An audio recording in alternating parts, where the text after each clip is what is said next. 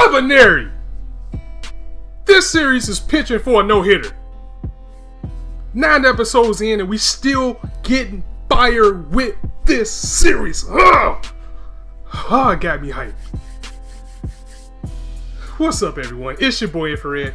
Welcome to the Scott Reports. Today I bring you an anime review of Kabaneri of the Iron Fortress, episode 9. Another fire episode. I can't do nothing but clap starting off the episode. Really unexpected turn of events that we encounter. I got a lot of theories that I'm gonna hold for the end.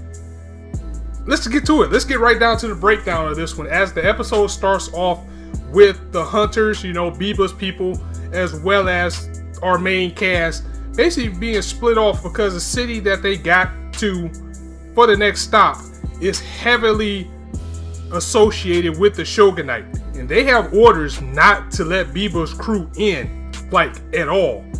With that being said, we got one side of people, you got Akoma and the crew on one side that are allowed in, and the people that aren't allowed in, which is Biba's crew, and Mume is part of that crew as well, as we get a little bit of division heading into the opening song for this episode. And this is where the fun begins. I mean, this episode gets right to it. It doesn't take any rest. It doesn't take any break. It gets right to the savagery that Biba is. As Ayane, she's going to actually have a meeting with the head of this company. Meanwhile, Ikoma's going to go try to find Mume and bring her back to the good side. On Biba's side of things, he is basically saying everything that he needs to say in order to keep Mume on his side, by just blatantly lying, because he has something planned up and he tells her this plan has to be executed and I absolutely need you to make this plan work. You're my MVP right now. I need you. It's a blatant lie, as even the lady that is with him, and we found out in this episode her name is Hirobi, she blatantly calls him out on it, saying you're lying to her. That poor girl. You're just saying everything that you can to keep her on your side. And now that she's here, I'm gonna be expendable. She knows that she's gonna die. She says, I'm gonna die tonight, aren't I? So apparently she's gonna be a big part of his plan, and she accepts her fate. And Biba, this guy's scum. I mean, of course you saw it straight up, like when he was introduced in the episode after, but they really did display how much he was scum in this episode, and they succeeded in making you absolutely hate him as a character. So we're going to this summit. We have Ayane, who is sitting with the head of this country, and Biba, Hirobi, and Ayane show up at this conference as well, and his guards are not happy. This guy's guards straight up put Biba at gunpoint as soon as he enters the building because they don't trust him.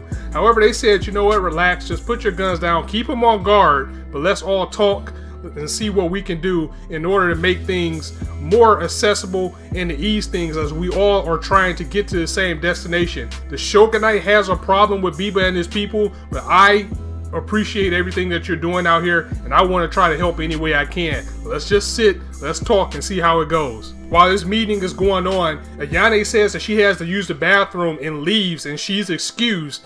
And Ikoma and his friends see her outside running, and as she's running away, she's silently taking out guards, little by little, leaving a wake of bodies in her path. However, she does feel a little bit of remorse for it, as she says, I'm not going to kill them because Ikoma's going to yell at me.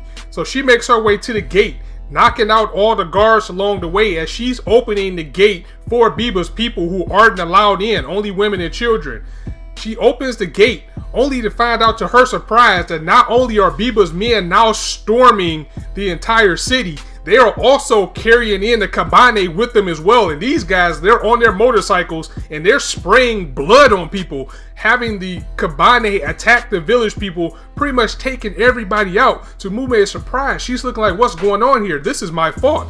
I opened the gate because I thought my brother was just trying to let his people in. I didn't expect him to ransack the city, as we find that Biba has pretty much been up to a good old takeover plan, as his whole plan is to take out the shogunate.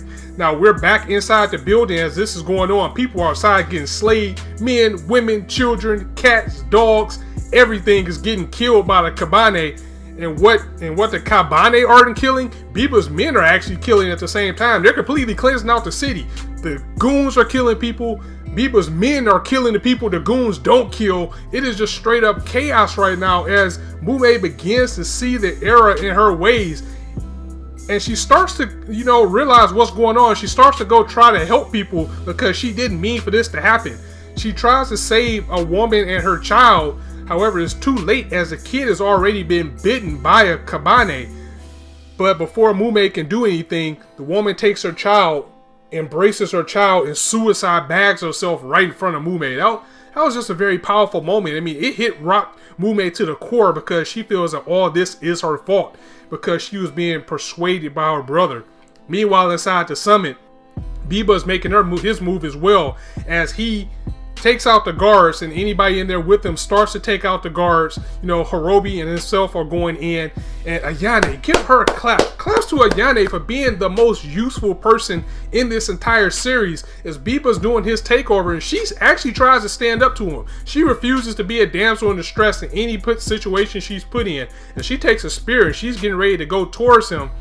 And one of the guards, or I believe it was Horobi, she throws a dagger at Ayane, and Yukina, best girl, jumps in and takes the dagger for her princess. Biba, at this point, he admires her courage, and he takes the head of the village, puts him up, he kills this guy, saying all this is because you're aligned with the shogunate, and I'm here to cleanse anybody that is under his rule and make his rule my own, as the diabolical plans finally came to light. As always, the music is on point for this episode as it hits all the right tones and emotion, pulse pounding, and whatever it needs for the situation as Biba starts to move forward with the next part of his plan, and that is to take down the gate. How is he going to do that exactly? Remember that big blue orb he had? That has some type of ejection as we get to what Horobi was talking about earlier in the episode by saying, I'm going to die today, as he takes some blue substance out of that orb and injects her with it. This causes her to become the monster that is called the hybrid or the colony monster. Remember the big black smoke monster that was made all of Kabaneri? That is what injecting her turned her into, as now she is the heart of this giant beast, as it is wrecking everybody in the city as Biba orders her to take down the gate. So the people that she mop up in her path, whoever she didn't get, she definitely get taken down that gate as she jumped up in the air and did like a belly flop, taking down the gate, causing destruction. Again, Mume is just looking on in horror as she can't believe her brother would do something like this, as she tries to get to everybody else and try to save as many people as she can as this is going on. Ikoma and the others are holding off as much Kabaneri as they can and just trying to get out of there or trying to get to safety, as Kurusu tells Ikoma and the rest to hold down the fort. He's going to go try to find Ayane, and he finds her. He actually finds her, and she's being held captive by one, it was like a scientist looking type dude. He didn't have a name or anything, but he has her hostage. Kurusu starts going in with his blade to try to save her, but Ayane, she's such a strong character that she doesn't need help. She is not a damsel in distress, and she can hold her own as she steps on this guy's foot and takes him out herself, grabbing the serum that he had in a box to give to Horobi because she's starting to break down. I guess she didn't get enough of the injection, so she's starting to lose control and she reverts back to her old self. But she's covered in like armor. She's covered in like armor, and her heart part is still blue, and she has made an entirely new form. However, it's affecting her sanity because now that she's in this new form, she's stronger, faster, and can't be hurt. And she's even starting to take out the people that are part of Biba's crew, and she's just going into a blind rage, killing everything in her path. Meanwhile, Ayane, she has a serum and she says, I will drop this over if you don't stop, find a way to stop this. Kurusu, he goes in, he grabs the professor guy and goes over the rails with him. We don't know what happened, but Mume, I don't remember if Ayane dropped the serum or she still had it, because it kind of cut away when Kurusu went to go save her because she was about to be shot. Because this guy pulled out a turret gun and he went over the top with them. That kind of cliffhangers for those two. We get back to Horobi, who is going on straight up rampage as she is turned to something else completely different as she shoots a damn plasma beam out of her mouth. I mean, how many forms do these things have? She's already went straight up Jill from Resident Evil 5 on us. then she's shooting beams out, and she actually runs and makes her way to Biba, and she's about to take him out as she gets ready to stab him right in the face, stopping just clear. And you see a little bit of sweat come down to Biba's face. However, she comes to just in time to stop herself, briefly come to her senses, only for her to be savagely killed by Biba, who had no remorse for it at all. He just runs her through with the sword, kicks her off the sword like Sephiroth and just from Final Fantasy VII, and then just walks away. No expression on his face at all. Mume sees this and she's like, you know what, I can't even fuck with this dude anymore. I'm not about this life. The entire city is in shambles. Everything is ravaged. Ikoma and all of the crew have now been apprehended. They're held at gunpoint, and Biba is still going through the city, continuing his rampage and closing his iron fist, as he even executes a young kid in front of Ikoma and everybody to see, because the kid was bitten in the arm by a goon. So he's about to get ready to turn, and they just straight up execute this kid in front of everybody. And he gives his monologue speech about how he's gonna take down the shogunate, and you're either with us or you're gonna die like this kid, especially if you get bit. That ends the episode as the bad guys win, and I can't even think of how many times, I know it happens, I can't think off the top of my head how many times the bad guy comes off victorious completely at the end of the episode, except Ajin, because if you were watching Ajin, you know Sato achieved his plan. Biba can achieve his plan completely in this episode, as we're heading to the shogunate, or at least he is, with all this stuff in tow, with the gang of goons in tow, ready to rule with an iron fist. That ends our episode, guys. I got a couple of theories that I want to throw out there before I end the video. I still think the Wazatori, you know, the sentient goons that we saw, the sentient Kabaneri, I still think those are what Mume or Ikoma would turn into if they lost their way. I think that's been proved now with the injection of what happened with Hirobi, but I kind of remember Mume saying that she was ejected with that same thing. So I wonder what would happen with Mume, or just like I said, maybe she would just turn to a Wazatori, as this was probably something entirely different that made her the hybrid monster. I mean, of course, we all know that Biba was evil, but my thing is, whenever you got a clearly evil bad guy, whenever you got injections that give you power, I'm calling it now. Biba's gonna inject that shit in himself, and he's gonna turn to some type of final form with wings and can shoot that damn beam that Hirobi shot. I'm like 99.9% positive that's gonna happen. But also, what I want to talk about is the series as a whole, because it's probably only 12 episodes. I think it is 12 episodes. This is episode 9. I'm really excited to see how this is going to end. This is anime original, so it's not going to be anything that you can go back to and reference to see where this series is going to go next. It's a completely original story, and I think it's only a few things that can happen. Maybe only 2.